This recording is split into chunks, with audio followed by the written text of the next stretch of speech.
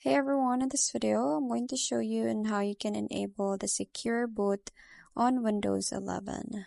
So first is you just have to open the search bar from here and then type in system information. So here, just have to click that one and then you will be redirected in here. So you're just gonna look for the secure boot state right here. As you can see, it is off. So what we're gonna do is we make sure that this is enabled or it's turned on. So one thing is also you have to make sure that the BIOS mode is in UEFI. So once you're done with that, go ahead and open your Windows, and from here just go ahead and click on this one so we can restart it. So important note is before you click restart, you have to hold the shift.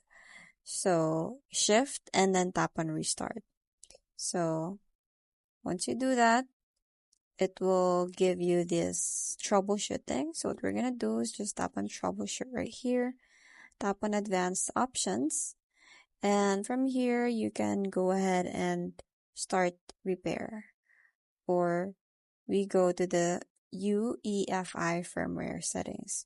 From here, we tap on restart right here. And then we just gonna look for boot.